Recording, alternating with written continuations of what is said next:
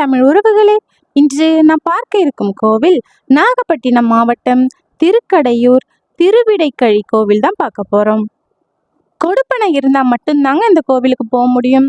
ஏன் அப்படி சொல்றேன்? அப்படி என்ன இந்த கோவில்ல சிறப்புன்னு கேட்டீங்கன்னா, ஒன்னல்ல ரெண்டல்ல ஏராளமான சிறப்புகள் இருக்கு. ஒவ்வொன்னா பார்க்கலாம் வாங்க.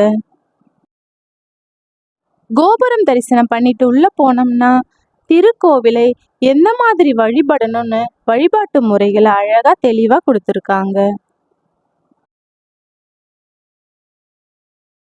இதுவரைக்கும் நம்ம பார்த்த கோவில்ல கருவறை மூலஸ்தானத்துல ஒரு கடவுளை மட்டும்தான் நம்ம தரிசனம் பண்ணியிருப்போம். ஆனா இந்த திருவிடைக்கழி கோவில்ல சிவபெருமான் பின்னோக்கி நிற்க, முருகப்பெருமான் முன்னோக்கி நின்று நமக்கு இருவரும் ஒரே கருவறையில் அருள் பாலித்து வருகின்றனர். தவக்கோல காட்சியாக தேவசேனா இங்கு காத்து நிற்கின்றார். சிவ பூஜைக்கான தலம் தான் இந்த தலம். இங்கு முருகப்பெருமான் சிவனை நோக்கி தவத்தில் இருப்பார். அவர் எப்பொழுது தவத்தை முடித்து வருவார், நிச்சயம் நடக்கும் என்று தேவசேனா காத்திருக்குமாறு இத்தலத்தில் உள்ளார். செவ்வாய் தோஷம் உள்ளவர்கள் வழிபடக்கூடிய தலம். ராகு கேதுவினால் ஏற்படக்கூடிய தோஷங்கள் நிவர்த்தியாக வழிபடக்கூடிய தலம். மேஷ ராசிக்காரர்கள் வழிபடக்கூடிய தலம். நாக தேவர்களும் பிரம்ம தேவர்களும் வசிஷ்ட முனிவர்களும் வழிபட்ட தலம். தம் பாவங்களை போக்கிக் கொள்ள வழிபடக்கூடிய தலம் என இத்தலத்தின் பெருமைகளையும் சிறப்புகளையும் சொல்லிக்கிட்டே போகலாம்.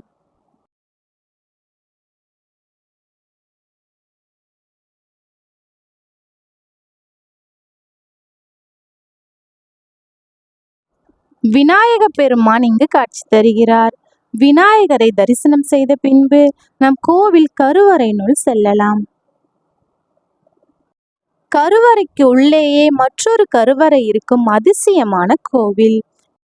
முருகப்பெருமான் சுமார் 5 அடி உயரத்தில் நின்ற கோலத்தில் காட்சி தருகிறார். குராமரத்தின் அடியில் முருகப்பெருமான் சிவபூஜை செய்த காட்சி.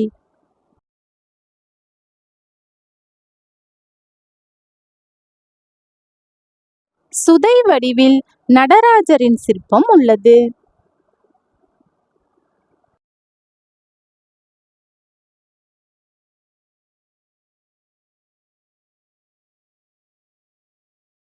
இப்ப நம்ம கோவில் உள் பிரகாரத்தை சுத்தி வந்துட்டு இருக்கோம்.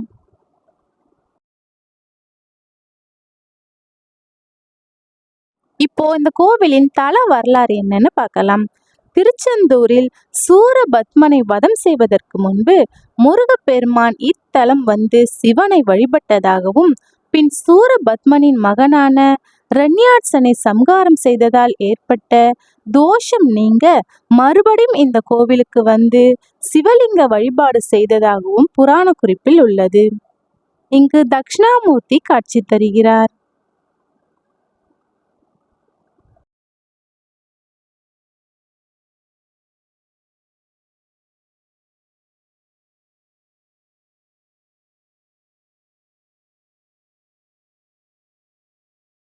நவசக்தி அம்மன்கள் வரிசையாக இங்கு உள்ளனர்.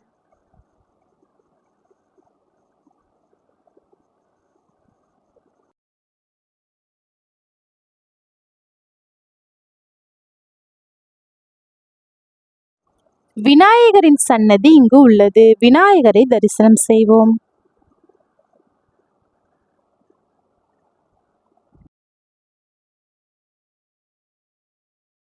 இந்த கோவில்ல நவகிரகங்கள் கிடையாது. நவக்கோள்களின் நாயகனான குமரனை இத்தலத்தில் இருப்பதால் நவகிரகங்களுக்கென தனி சன்னதி இங்கு கிடையாது.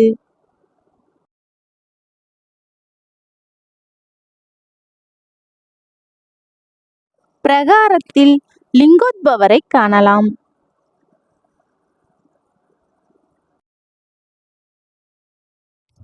இந்த கோவில் அடி நடு முடி என்று அழைக்கப்படுகிறது.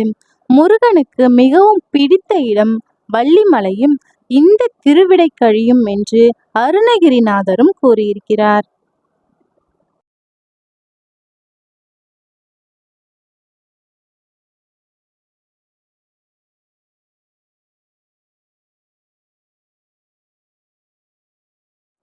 பஞ்சலிங்கங்களும் நந்தி தேவரும் இங்கு உள்ளனர்.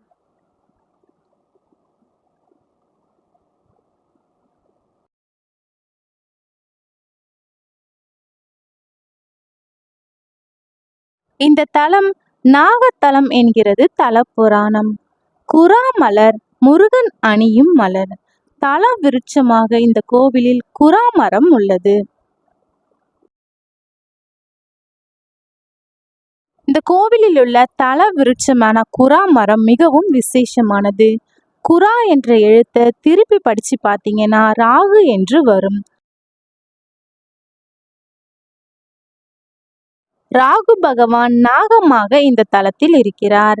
அவர் குரா மரத்தில் குமரனை வழிபட்டதால் இந்த கோவில் நாகத்தலம் என்று அழைக்கப்படுகிறது. அதனாலதான் ராகு தோஷம் உள்ளவர்கள் இந்த கோவிலுக்கு வந்து வழிபட்டால் அவர்களின் தோஷம் நீங்கும்.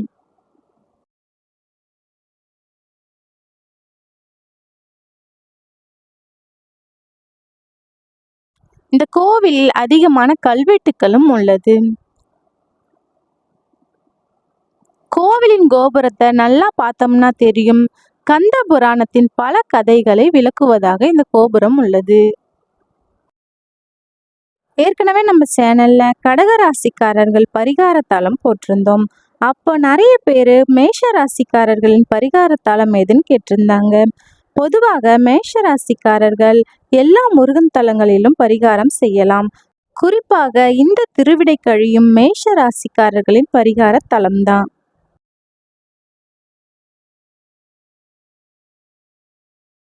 குரா மரத்திற்கு கீழே முருகப்பெருமான் தவம் செய்ததால் இன்று வரை முதலில் இங்குள்ள பலிபீடத்திற்கு பூஜை செய்த பின்புதான் கருவறையினுள் பூஜை நடைபெறும்.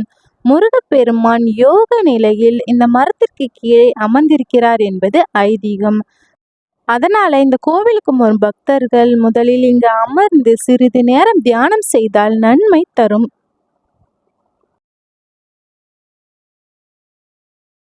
முருகப்பெருமானை தவம் செய்து தன் பாவங்களை போக்கிக் கொண்ட தலம் என்பதால் மிகவும் சிறப்பு வாய்ந்த அற்புதமான திருத்தலம் தான் இந்த திருவிடைக்கழி. பாவங்களை மட்டும் போக்கும் தலம் கிடையாது. குழந்தையில்லா அன்பர்கள் இங்க தொட்டில்கள் கட்டி வைத்து வழிபட்டால் நிச்சயம் குழந்தை பாக்கியமும் உண்டாகும்.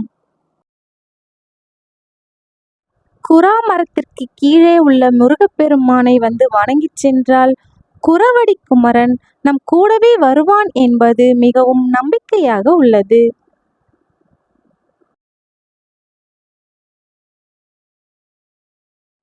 நேரம் கிடைக்கும் பொழுது கட்டாயம் ஒரு முறை இந்த கோவிலுக்கு போயிட்டு வாங்க.